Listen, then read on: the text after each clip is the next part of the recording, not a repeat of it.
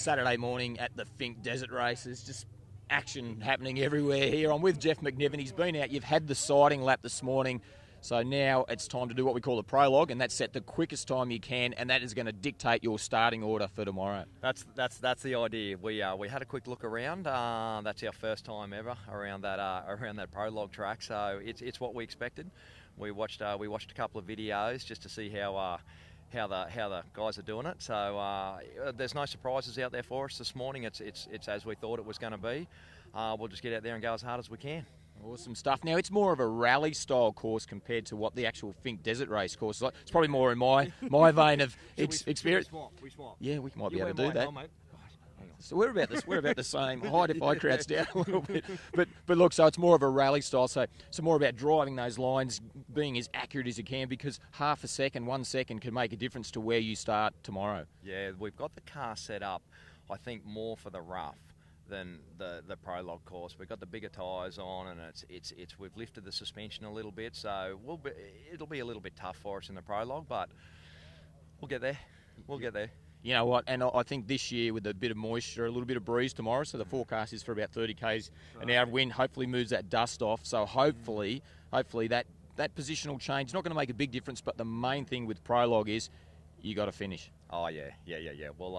We'll keep it on the track. We'll keep the black things down. One thing that we are doing, a little bit of extra pressure on you. I know we've got plenty of Mavericks competing in this year's Finke Desert Race. We've put 3, I think it might even be 4 GoPros on your car for this prologue run, and that wasn't the deal, Mick. and we're going to listen to you, maybe hopefully commentate and tell everybody what it's like to do the prologue at the Finke Desert Race. You'll get to see every mistake I make and what I say after it. You telling me perfection was the word you were working on. Oh, we can try, but it's not going to happen. We'll do our best. But look, it's just great for everybody at home to be able to see what it's like to and what it's like. And I know from experience, from my years of rallying, you're a bit nervous, you're a bit jumpy, you feel a little bit of pressure, and it's nice to get this out of the way. So we're going to see firsthand how Jeff McNiven handles his first ever prologue at Finke. Well, you will, and I'm going to show everyone how not to do it. All right. I'm with that. We're all with that. Thanks, Guesty. Give that away, Frank.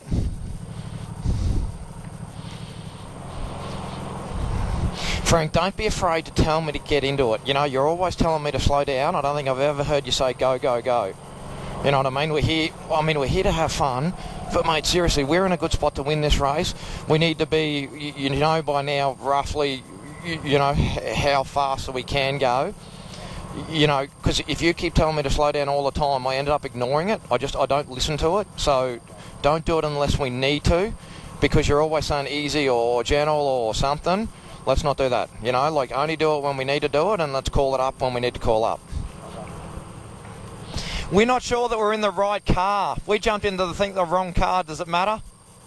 I don't know. No, I'm kidding. It's all right. Okay. Okay, he started calling an official over then, so we backed out of that one. Oh, here comes the official. No, we're right, we're all good. 1 and 2 and 3 and 4. Got that one pretty good there, Frank.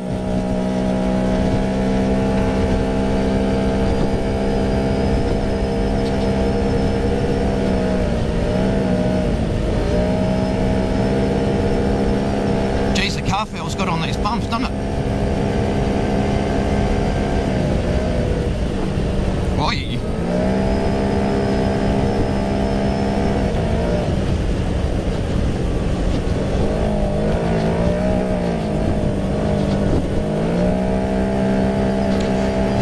Come off the throttle a little bit too much then, hey?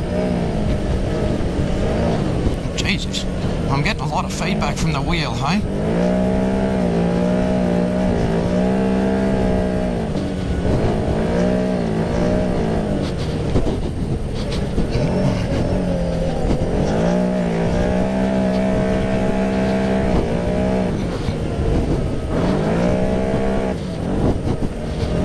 Side here.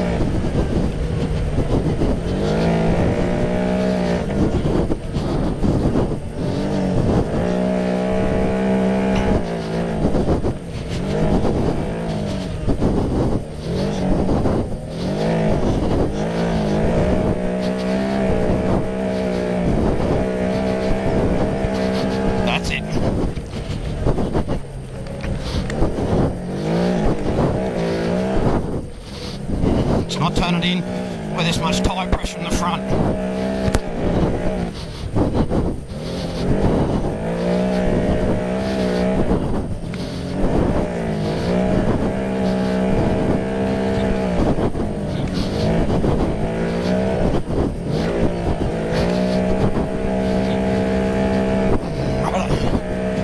Oh my gosh, this tyre pressure is way too hard.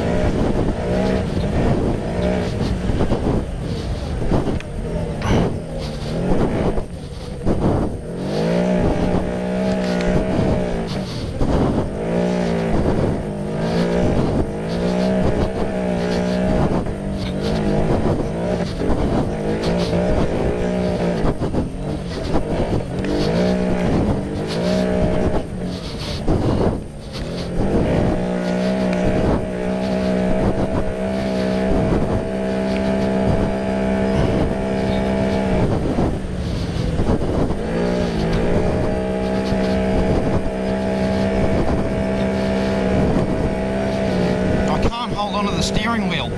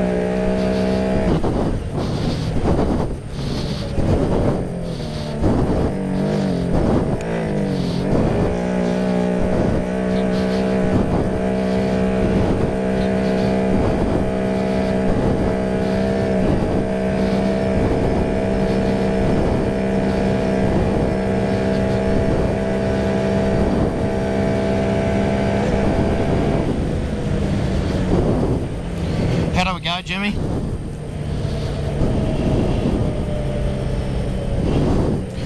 Yeah, mate, seriously, it was a massive error to put the front tyre pressures that hard.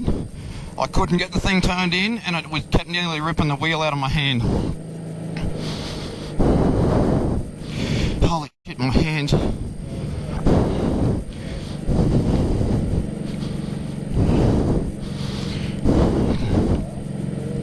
That's outright, 6th outright, Jimmy just said. So we're 10 seconds off Crocker, but look, I mean, with what?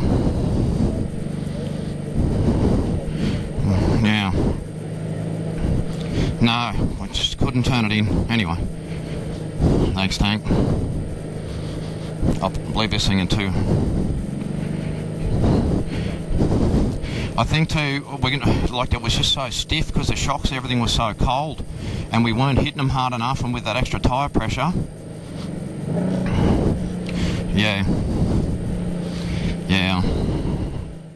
All right, Jeff, you've just come in from Prologue. How'd you go, buddy? Oh, we probably didn't do as well as I was hoping, Mick. It was we definitely got the setup on the car wrong. It's we've never run 30s before.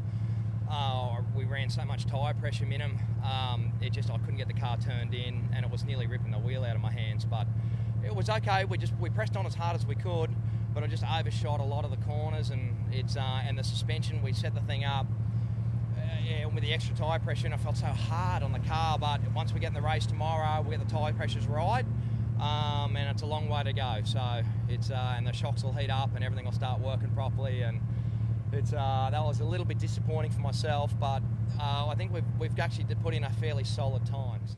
Well, it's pretty fierce and fast, the action here at the Finke Desert Race at the moment. I've got Jimmy here from JSW. He's spinning spanners for young Jeffrey McNiven. And I know Jeff was a shade disappointed in his run because he's so damn competitive. But I've got to tell you, I think he's sitting pretty. How are the other guys looking from the Can-Am team? Look, it's really surprising. We were pretty disappointed what we thought the results of the vehicle. We made some tyre pressure changes and we went in the wrong direction. So we were pretty devastated with the results until we looked at the times. And like the top Can-Ams, if you take Toby out of the equation, he did a blinding run. He's about 9 seconds in front, but Lovett and Shivers and even one of the factory Polarises were all within about a second and a half of each other. So considering the bad setup change that we made as a decision, we're pretty happy with the overall results, and the cars are all very, very close together. Yeah, look, Can-Am's looking pretty solid there again. And of course, trying to back up from that fantastic win that Toby Waitley had last year.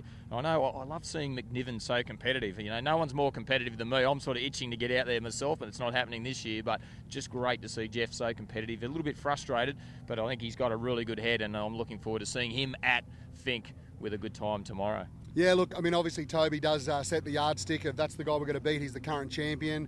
He's done a blitzing job in qualifying, done a fantastic job, and we really need to measure ourselves against that team. And if we can be there at the end and hopefully keep the thing in one piece, then we're pretty excited. It's a great thing with the Maverick. They're so fast out of the box. We don't touch the things mechanically. It's got the genuine aftermarket muffler on it. We've made a tyre change, some changes to springs, and we go racing.